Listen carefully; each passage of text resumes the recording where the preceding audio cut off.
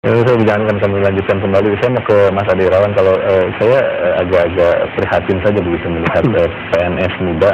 Kita tetap mengedepankan asas praduga tak bersalah, tapi kemungkinan besar itu kan bukan harta yang halal begitu. Kalau PNS mudanya saja begini, PNS yang tidak mudanya kira-kira bagaimana itu? Ya saya kira kita memang wajib suudon karena memang PPATK juga mengatakan ketika dia telusuri memang ya dia juga dari uang haram gitu ya. Nah kalau ditanya PNS tua seperti apa, sekali lagi watak birokrat kan senior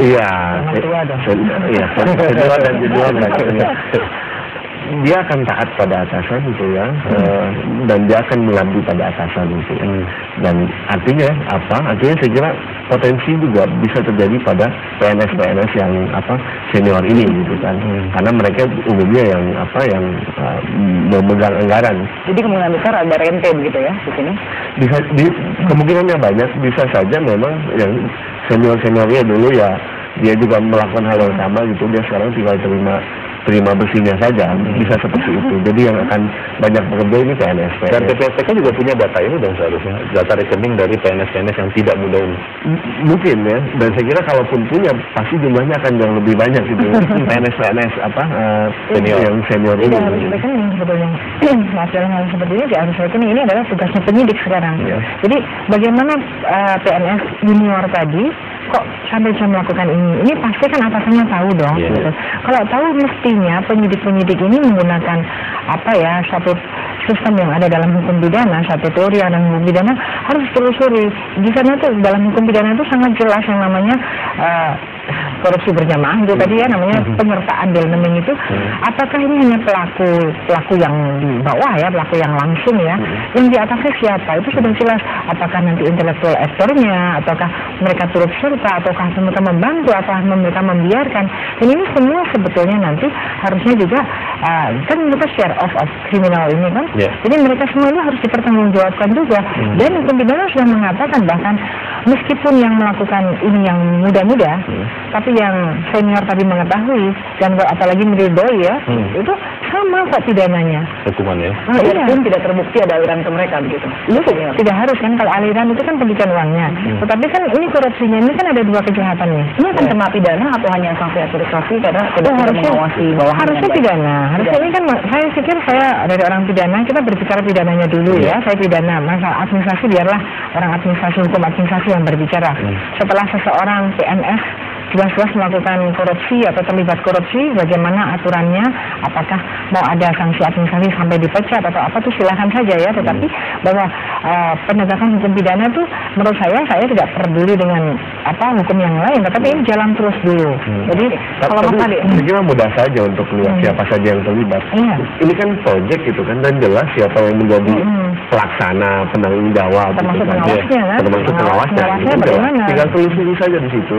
Tapi kemudian juga ada habit di birokrasi ini. Kemudian ada orang-orang yang memang tidak terlibat, tapi juga akan kecipratan gitu ya. Apalah uang apa seperti itu.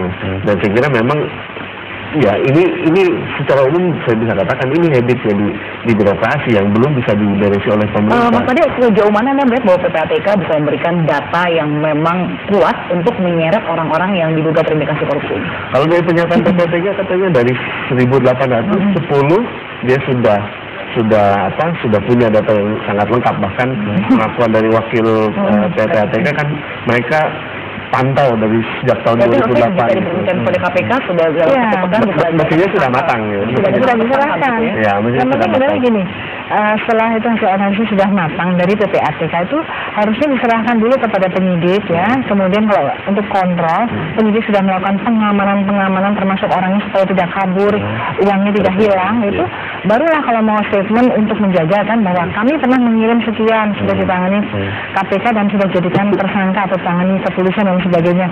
Harusnya seperti itu, karena begini, undang-undang jelas mengatakan bahwa bahkan siapapun yang menyatakan atau membocorkan, ini siapa yang membocorkan bahwa rekening seseorang sedang dianalisis itu ada pidananya. Ini termasuk sudah bocor tidak? Ini termasuk udah boleh bocor kan, ini bocor kan? Sekarang kita melihat gini loh, dari mestinya kalau mempelajari tentang kejahatan, kita jangan berpikir atau berpihak pada bagaimana kita sebagai penegak hukum atau sebagai ICW, tapi juga terapan kalau kita sebagai penjahat gitu. Apa yang akan dilakukan kalau kita jadi penjahat? Ya. Udah.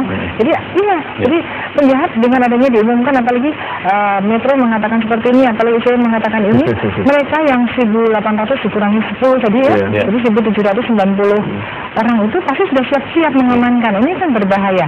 Dan begini, undang-undang jelas mengatakan bahwa orang-orang yang sedang dianalisis rekeningnya tidak boleh sampai tahu.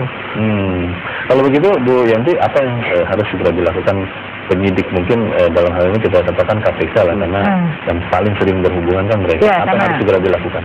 Jadi gini, sekarang hasil analisis dari PPATK ini kita tidak tahu sampai mana. Semoga sudah sampai dengan KPK. KPK harus kerja keras nih, cepat-cepat mengamankan dengan cara melakukan satu, dia harus buru-buru ya, buru-buru menyatakan jadi tersangka. Ya, dengan mudah-mudahan buktinya kan nggak cukup dari kan Juanda ke Kuningan. Oh, dekat sekali ya. Udah kita kalau nggak lagi ada pimpinan baru lagi. Mudah-mudahan nggak macet kan. Kalau jalannya macet bisa lama itu kan. Nah, jalannya macet bukan berarti penyidikannya macet kan gitu ya. Nah, itu langsung menyatakan tersangka.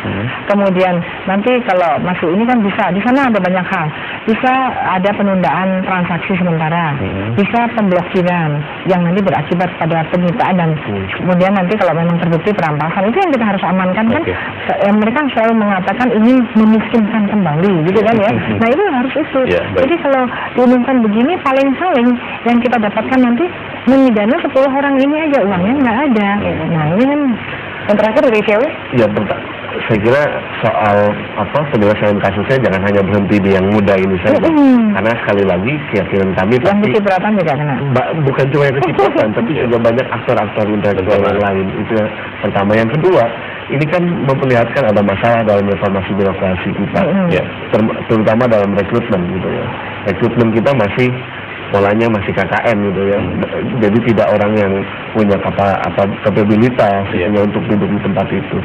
Yang kedua, ini juga menjadi pelajaran penting bagi pemerintah bahwa untuk reformasi birokrasi itu tidak sama dengan renumerasi gitu ya. Renumerasi bukan jawaban, menghilangkan korupsi di birokrasi ini. Dan saya kira ada unsur kepemimpinan yang mestinya menjadi contoh gitu ya.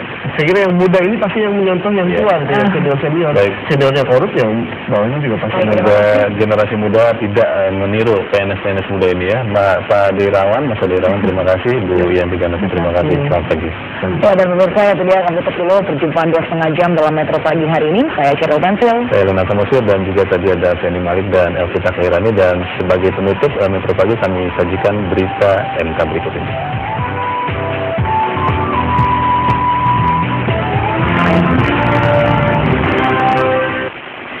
Sidang perkara uji materi Undang-Undang Nomor 40 Tahun 2004 tentang Jaminan Sosial Ketenagakerjaan berlangsung di ruang pleno Mahkamah Konstitusi Selasa 6 Desember 2011 kemarin. Agenda sidang untuk mendengarkan keterangan pemerintah. Dalam keterangannya, pemerintah menyatakan pemohon tidak memiliki legal standing menurut hukum. Pemerintah juga menilai permohonan pemohon tidak jelas atau kabur dalam undang-undang yang diuji materikan. Dalam petitumnya, pemerintah meminta kepada Majelis Hakim Konstitusi untuk menolak atau tidak dapat menerima permohonan pemohon, dan menyatakan bahwa Undang-Undang Nomor 40 Tahun 2004 tidak bertentangan dengan Undang-Undang Dasar 1945. Sidang akan dilanjutkan pada 21 Desember 2011 dengan agenda sidang untuk mendengarkan keterangan dari ahli pemohon. Tanti Rawan, Hendy Prasetya, MKTV News melaporkan.